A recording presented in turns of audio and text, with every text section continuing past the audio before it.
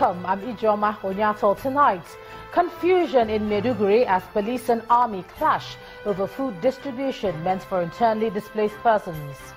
House of Representatives to investigate IDPs funds diversions as Doctors Without Borders say over 1,200 people have died of starvation in IDP camps in Borno. Nigerian army to investigate rumors of coup plot.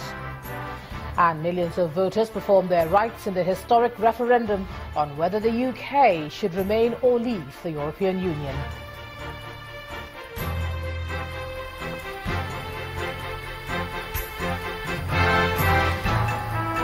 And in business news tonight, Fitch lowers Nigeria's long-term local and foreign currency issuer default ratings. And in sports news, the draw ceremony for Africa's final qualifiers for the 2018 FIFA World Cup holds in Egypt tomorrow. And from Abuja, I'm Yemisi Paye. APC Senate caucus affirms its support for President Muhammadu Buhari.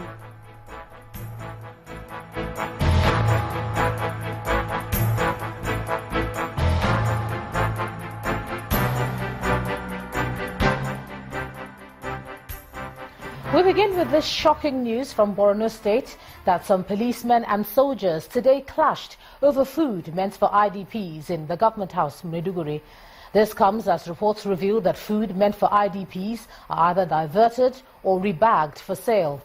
The fight was said to have erupted following disagreements over foodstuff for displaced persons, and a policeman is said to have been injured in the process. The distribution of food items for Ramadan was moved closer to the government house after hoodlums reportedly hijacked the exercise in the outskirts of Maiduguri. In a joint statement, the Nigerian army and the police force explained that they have commenced an investigation into the matter, promising to make their findings public as soon as possible. They also gave the assurance that they'll continue to collaborate towards advancing the ongoing counter-insurgency and civil security efforts that have led to the emerging peace in Borno State. Now, with the dire situation faced by internally displaced persons in the country, the House of Representatives has expressed concern over allegations that donor funds meant for the IDPs are being diverted. Following a motion considered by the lawmakers, the House has mandated a joint committee to investigate the sources of funds and how it's being used. The lawmakers who spoke on the motion were saddened by the news that such funds are being diverted. Our correspondent Lanre Lasisi reports.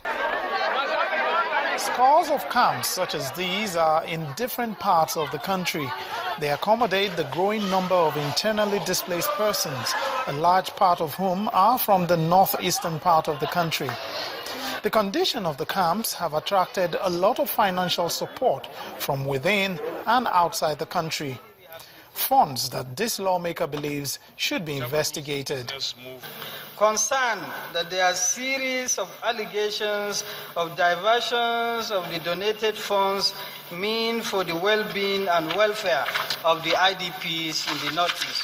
The motion was then thrown up for debate. There are a lot of issues.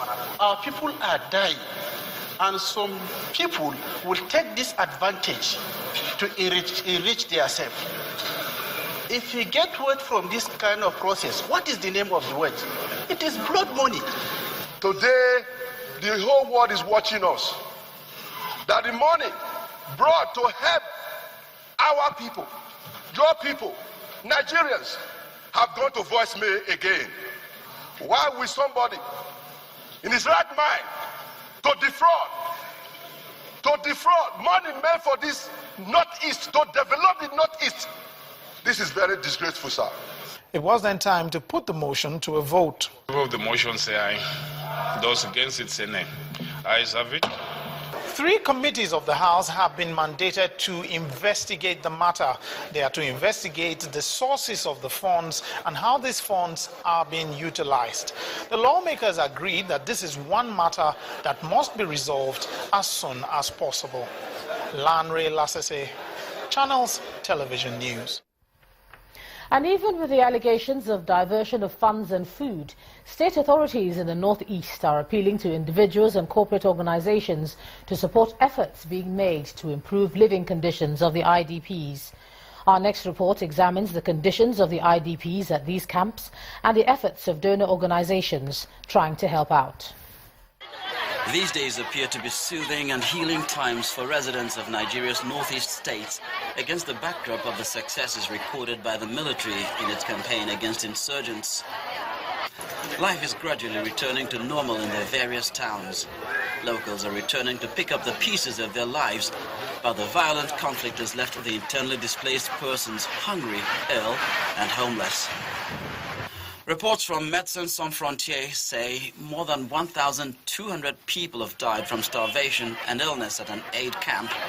According to them, around a fifth of 800 children who underwent medical screening were acutely malnourished, and that almost 500 children had died.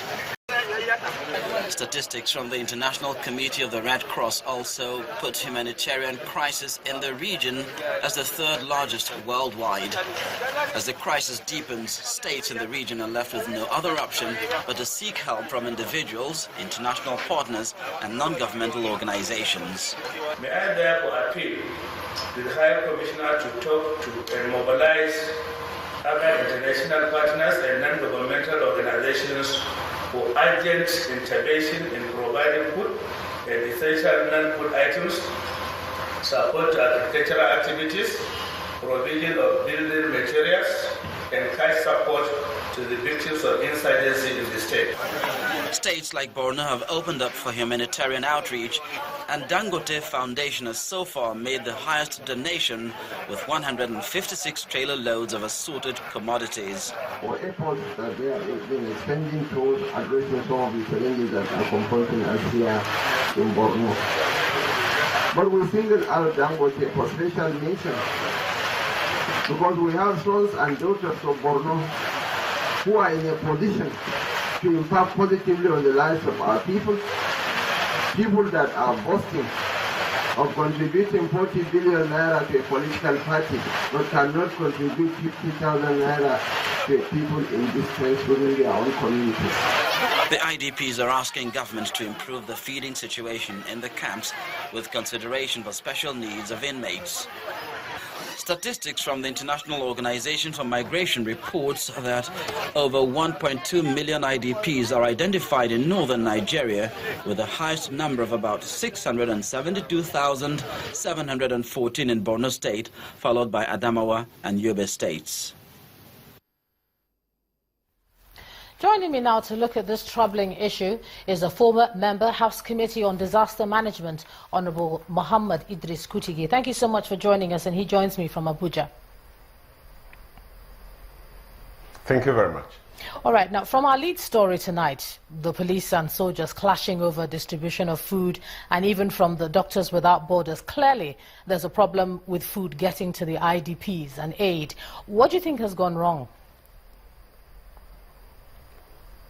Yes, the police and soldiers clash this afternoon in Maiduguri is a very, very sad situation. I think the security situation in the northeast has been worsening for over 7 years now. We've had over 20,000 deaths and over 2 million displaced people. So the government on its own has been trying its best to see how the situation could be ameliorated and relief getting to all the IDPs. You recall, we have 3 types of IDP settlements. We have one, the formal IDP settlements in the 3 states of Adamawa, Borno, and Yobe states. Then we have the satellite settlements. These are embedded within the liberated communities in Borno states. Then we have the host communities. This takes 91% of these IDPs within the Northeast. So the issue now is the total commitment of everybody towards making sure we have the success of this rehabilitation, reconstruction and recovery of the communities under this war zone. Which body would you say is in charge of the sharing or the structuring? Is there no structured process for when food and aid and money comes in, or does it just come in and then, you know, this is something that you're used to? How does it work? Tell us, please. normally, from the government side, we have an agency like the Emergency Management Agency that deals with it. So from the Acts of NEMA, there's supposed to be a SEMA, a State Emergency Management Agency. There's supposed to be a local government emergency management agency. But the local government and states, in some states within the country, are not in place. So now we have civil society groups coming in to join hand in hand for the enforcement and distribution of these relief materials. And then we also have the staggering number, 1,200 people starving. I mean, this is something that has been called a humanitarian disaster. Is it not time, do you think, for something more serious to be done beyond? One thing I would love to educate people. Before you term it a humanitarian disaster, you have to look. Whenever every community is liberated by the Nigerian armed forces, the refugees and the displaced people coming in always show three very important signs. One, of malnutrition, two, of hunger, and three, of starvation, because they have been embedded within enemy lines, and the Nigerian army had already cut off the supply lines. That means even the Boko Haram people are not having food to feed in. So by the time these communities are liberated by the army, all the refugees coming in all show these three very important signs of being malnutrition, having very, very deep malnutrition within them, hunger and starvation. So by the time they come in, before help comes in, we'll have some certain number of some of them having certain number of casualties. But if they're starving before they get to the camp, the hope is that when you get to the camp, you'll be fed. Now they're starving while they're in the camp. So what shall we do now that we have this crisis on our hands? Okay, we have a situation now. Some of these refugees some Boko Harams do join with them. Normally, the soldiers have to screen them before being allowed, before the civilians take them in as IDPs. Because without screening, you don't know. You are bringing in Boko Haram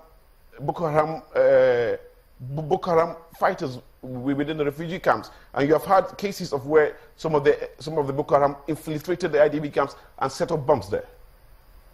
So what sort of process would you like to see now if you were in charge of putting in place the process to oversee the way the funds go, the way the food goes? How should we structure it such that these type of stories stop coming out of the IDP camps? I think first thing, there should be sincerity of purpose from all organizations connected to these distributions, from the federal, the state, the local government, the civil organizations, and even the international donor organization. Want their sincerity of purpose, commitment from all of them, the process will be transparent and straight. Because right now, when these released materials reach the relevant host community states, you find them disappearing.